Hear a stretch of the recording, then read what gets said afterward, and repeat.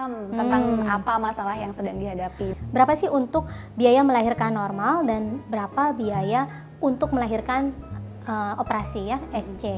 Posturnya buruk, kemudian badannya kaku, itu akan ngaruh banget ke posisi janin. Yes. Dan kekakuan itu ngaruh juga ke kelancaran bayinya keluar. Ya.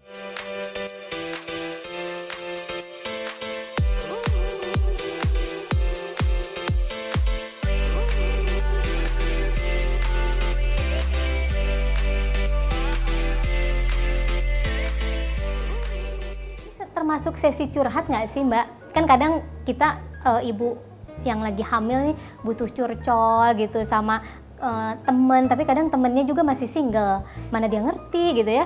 Boleh nggak sih curhat juga sama seorang doula? Boleh banget. Boleh Jadi banget. doula itu mungkin kalau misalnya selain pendampingan persalinan disebut sebagai sahabat lah, sahabat profesional gitu ya. Sahabat yang paham tentang apa masalah yang sedang dihadapi. Dan emang kan ibu hamil kan emang isunya untuk persiapan persalinan demi persalinan lancar tuh banyak banget yang berhubungan dengan emosional. Jadi kita bantu Hormon kayak ya? emotional healing, kita bantu breakdown dengan berbagai macam metode dan emang tempatnya curhat. Emang gitu. tempatnya curhat. Tuh kan, Sobat Juara, jadi bakalan punya satu sahabat lagi yang malah bantu banget gitu ya ketika momen-momen yang cukup sulit lah gitu kan, momen-momen sulit. Nah, lalu nih, karena Mbak Rika seorang doula pasti tahu dong berapa biaya melahirkan yang paling update. Bener nggak nih Sobat Juara ya? Kita pasti perlu informasi itu. Berapa sih untuk biaya melahirkan normal dan berapa biaya untuk melahirkan operasi ya, SC? Yang paling update. Ini agak sulit karena update-nya itu sangat beragam, mulai dari yang murah banget sampai yang mahal banget ada gitu. Jadi saya kasih kisaran mungkin di rumah sakit dan klinik yang high end ya di Jakarta, mungkin kalau normal kisarannya 10 juta mungkin ya, sekitar 10 juta. Kalau yang sesar rata-rata sih mulai dari 35. Kalau mau tanya yang paling mahal, saya pernah lihat 80. Oke, gitu. Itu sudah dapat kamar yang sendiri kan? Itu beda-beda ya. Tadi yang saya bilang 10 itu mungkin bukan kelas yang paling VIP ya, bukan VVIP. Jadi kayak kelas tengahnya gitu. Oh, mungkin satu kamar 2 orang kali ya? Ya satu kamar 2 orang atau yang kamar apa sih istilahnya, kadang-kadang disebut utama gitu ya, kelas sendiri tapi yang biasa gitu ya.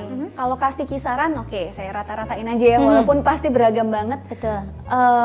Mulai berapa sampai berapa gitu kalau sekitar normal? 7,5 sampai saya pernah lihat juga ada yang sampai 20 normal. Itu di rumah sakit? Itu di rumah sakit. Kalau bidan mungkin bisa lebih murah lagi. Lebih murah, lalu ditambah jasa doula yang kita ambil maksimalnya aja yang 5 juta tadi ya, bukan 50 juta dong guys ya, gitu ya. 5 juta aja, oke udah berapa tuh ya, dibanding kalau misalnya kita harus lahiran secara operasi. Kebanyakan gitu ya, ibu-ibu yang harus melahirkan secara operasi, exercise-nya kurang. Ini sih pengalaman pribadi, balik ya gitu ya. Ada yang begitu ya? Ada yang begitu, ini pengalaman pribadi. Jadi saya ketika, nah sekarang bagian kita cerita lahirnya anak saya gitu ya. Jadi why kenapa doula ini sangat penting dan memang dibutuhkan. Jadi kalau misalnya ibu-ibu yang sekarang bekerja di depan komputer terus, AC terus, nggak kemana-mana ya, hello kayak gitu, gimana jadinya tuh Mbak? Itu tuh lifestyle kita sekarang itu tuh ngaruh banget loh. Ngaruh banget ke ke kelancaran persalinan. Kalau kita bicara persalinan yang istilahnya pervaginam ya. Kita nggak pakai lagi istilah normal atau enggak, karena kalau sesar jadi nggak normal gitu. Jadi gitu. istilahnya begitu, tapi ya umumnya saya paham gitu bahwa dengan lifestyle kita, posturnya buruk, kemudian badannya kaku, itu akan ngaruh banget ke posisi janin. Dan kekakuan itu ngaruh juga ke kelancaran bayinya keluar gitu. Jadi ya kita harus persiapkan fisik selain mental gitu. Dan ya moms atau calon moms juara, gaya bekerja seperti itu, gaya hidup seorang ibu hamil seperti itu lebih atau akan melahirkan secara sesar. Itu saya pengalaman pribadi karena saya nggak ngapa-ngapain, tidak ada aktivitas yang tadi yang dipaparkan oleh Mbak Rika ya, exercise lah gitu kan. Saya hanya cuman senam hamil dan itu pun males-malesan karena saya sibuk. Itu hati-hati ya gitu ya Sobat Juara, hati-hati. Nah, ketika saya anak kedua, wah saya sudah berhenti kerja gitu ya, ibu rumah tangga asli. Saya banyak exercise gitu kan. Walaupun memang dulu belum kenal Dula gitu ya, saya jalan pagi gitu ya, ikut senam hamilnya rajin. Keren. Itu normal. Itu normal Jadi gitu. ada memang banyak faktor di situ ya tentang fisik ya, fisik. Walaupun itu bukan faktor utama ya, karena banyak faktor komplikasi Banyak yang lain faktor juga. komplikasi karena memang anak saya yang ketiga itu faktor komplikasi. Jadi ada pecah ketuban duluan yang mengharuskan memang jadinya harus secara operasi gitu kan. Walaupun kita pengennya apa tadi istilahnya saya kok nggak bisa nyebutin tuh, kalau normal itu disebutnya Pervaginam. jadi seperti itu ya sobat juara gitu ya, saya nggak biasa nyebutinnya. Nah seperti itu pengennya ya semua orang, tapi komplikasi mengharuskan kita jadi operasi. Iya.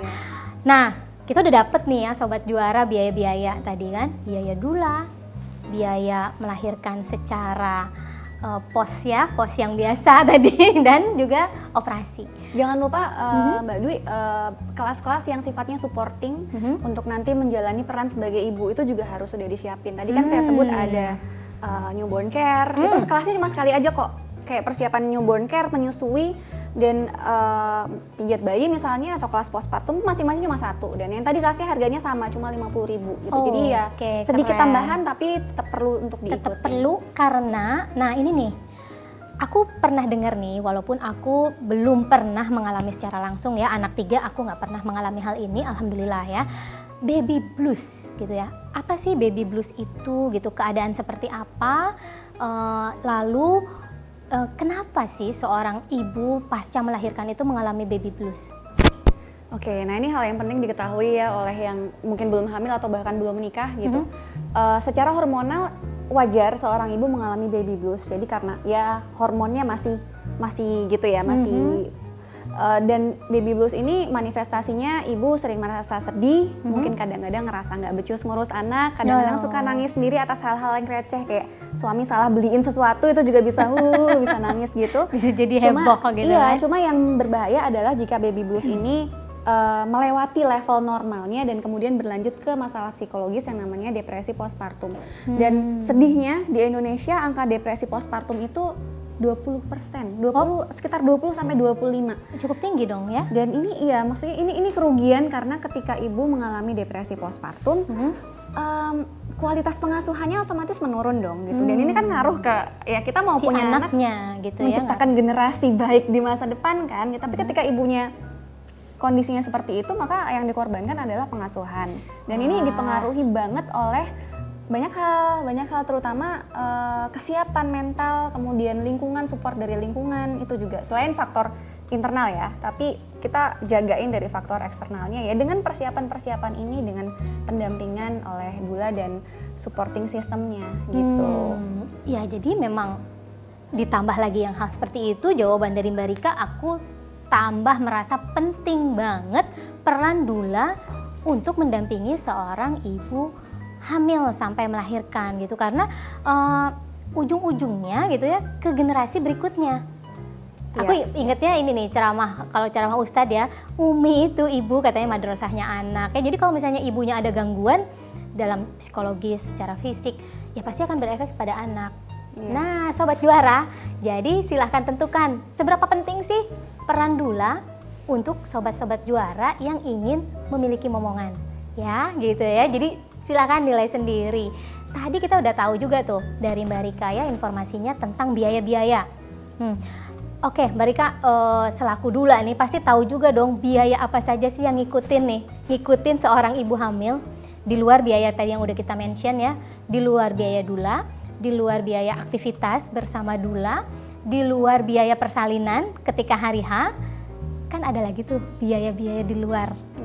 Biaya apa aja coba? Tadi biaya kontrol dokter udah masuk belum ya? Belum. Tadi ya, biaya kontrol dokter pasti harus ditambahin. Kemudian kayak sekedar nah ini yang sangat beragam ya, nggak bisa dipatok karena kebutuhan tiap ibu beda. Tapi mungkin aku kasih highlight, mungkin kebutuhan untuk mendukung kualitas hidup seorang ibu hamil dan postpartum gitu. Kayak sekedar gini deh, kayak misalnya sekarang kan banyak yang punya untuk peralatan olahraga misalnya, peralatan olahraga. Kemudian kalau ada yang suka aroma-aroma essential oil, itu kan mendukung emosi juga. Kemudian apalagi ya, bengkung atau ada namanya rebozo untuk support ya, untuk iya peralatan-peralatan untuk fisik ibu itu juga. Kemudian pas hari H mungkin ibu mau didukung dengan multimedia untuk mendengarkan suara-suara yang dia sukai gitu. Itu kan sifatnya supporting ya, maksudnya tergantung dari kebutuhan dari orang tua itu sendiri. Kemudian sampai ke postpartumnya tadi kelas exercise postpartum sudah disebut belum ya? Sudah. Oh udah ya. Oh iya, kalau misalnya ada apa namanya arah-arah menuju baby blues, misalnya ibu masih punya hambatan emosional, berarti kita juga harus punya kontak psikolog dan konselor laktasi, ya konselor laktasi. Kemudian selain itu ya peralatan standar ya, yang kayak misalnya yang kita beli di toko bayi itu. Peritilan baju bayi dan segala macam. Iya. Gitu. Ya, jadi seperti itu tuh Sobat Juara. Kebayang nggak sih banyaknya biaya gitu ya? Tapi nggak usah stres gitu ya. Yang penting kita di sini sudah tahu biaya apa saja yang akan diperlukan, yang akan dikeluarkan dari semenjak seorang ibu hamil gitu ya, lalu menjalani kehamilannya sampai melahirkan. Jangan lupa juga kan ada peralatan bayi, ya kan, pasti si bayinya juga perlu baju gitu ya. Setelah itu juga nanti ada kontrol ke dokter anak, ya kan, ada kontrol ke dokter anak. Dan istilahnya kalau tidak direncanakan, kalau tidak disiapkan, apalah nanti jadinya gitu kan. Nanti bukannya cuman ibu nih yang baby blues, bapak juga jadi ikutan baby blues gitu kan ya. Nah, bahaya dua-duanya baby blues gitu, papa sama mama gara-gara papanya nggak menyiapkan dana. Wah gitu, jadi pentingnya menyiapkan dana seperti itu ya, karena memang banyak yang akan kita butuhkan. So gitu, kita bungkus nih Mbak Rika ya, untuk Sobat Juara yang memang sekarang baru menikah dan berencana langsung punya momongan. Hal-hal apa saja sih yang harus Sobat Juara persiapkan? Yang pertama, Sobat Juara cek ke kantor ya, kantor papahnya dong, cek apakah kantor sang ayah ya memberikan asuransi untuk melahirkan ya, asuransinya termasuk untuk melahirkan si istri gitu ya. Dan jangan lupa juga walaupun kantornya ayah nih, misalnya dibayar nih sama kantor, cek juga semuanya enggak gitu kan. Ada lagi saya mau tambahin. Boleh. Jadi selain dicek masalah asuransi dari kantornya, cek juga apakah asuransi rumah sakit yang di cover itu sesuai dengan orang tua. Iya, keinginannya sesuai, karena itu adalah nomor satu. Buat saya itu adalah nomor satu karena ini berhubungan dengan generasi ke depan. Kalau nggak sesuai, lebih baik kita menyiapkan dana tambahan sendiri ketimbang kita ngandelin mau di situ kenapa, soalnya ditanggung asuransi misalnya gitu. Jadi kita harus mempersiapkan sendiri. Betul. Jadi karena memang asuransi kantor itu rumah sakitnya atau misalnya klinik bersalinnya yang ditentukan kan? Iya, gitu ya. Yang kerja sama kantornya. Cek nyaman atau tidak nih calon ayah bunda untuk melakukan persalinan di sana gitu ya. Oke, jadi yang pertama cek kantor nih, terus kenyamanan juga. Yang kedua, jadi minimal kita mengunjungi dokter kandungan itu kan 12 kali ya Mbak ya, selama trimester 1, 2, dan 3. Ya, sebulan sekali di trimester pertama, betul ya? Betul. Lalu 2 kali di trimester kedua dan ketiga. Nah, cek juga harganya, bener nggak? Cek harganya untuk konsultasi ke dokter kandungan yang kita sukai, kita nyaman konsultasi bersama beliau gitu. Lalu tadi ya cek rumah sakit gitu ya. Kalau memang asuransi kantor kita nggak nyaman nih, nggak cocok nih gitu ya sama rumah sakit bersalin yang dipilih kantor, ya sudah berarti kita harus cek harga klinik bersalin atau rumah sakit bersalin yang memang sesuai dengan yang kita inginkan. Cek harganya. Buat perencanaannya, jangan lupa perintilan, baju hamil ibu ya, baju menyusui ibu. Ini memang merupakan pengeluaran tambahan sih ya, tidak tetap, bukan pengeluaran rutin, tapi itu wajib gitu ya, karena memang beda badan ibu dari ketika gadis ya dong gitu ya, ketika hamil udah pasti beda, menyusui pasti beda. Itu anggaran tidak rutin ya Sobat Juara. Baju bayi ya, perintilan tadi yang apa sih namanya, pompa ya, pompa ASI, support untuk ibu hamil, Gendongan. gendongan, box bayi, stroller, pasti harus dihitung gitu ya. Dan kalau Sobat Juara tidak menyiapkannya sedari dini, wah call 911 lagi nanti kan, nggak jadi dong mandirinya gitu. Lalu instrumen investasi apa nih? Biasanya kan Sobat Juara bertanyanya seperti itu ya. Instrumen investasi apa sih yang cocok untuk menyiapkan dana dari hamil sampai melahirkan? Pastinya yang cocok adalah instrumen investasi yang rendah resiko nih Mbak Rika ya, rendah resiko, atau mau dikumpulkan di tabungan biasa boleh, karena ini merupakan kebutuhan keuangan jangka pendek. Jadi pilihannya menabung setiap bulan di tabungan biasa, pilih instrumen investasi yang rendah resiko, contohnya misalnya reksadana pasar uang gitu ya, atau beli emas, logam mulia, boleh tuh. Sejak kapan? Misalnya sejak kita berencana punya momongan, itu lebih baik gitu kan, karena itu adalah efek dari seseorang atau sepasang manusia ini menikah, pasti efeknya punya momongan. Ya sudah, kita siapkan sedari dini gitu.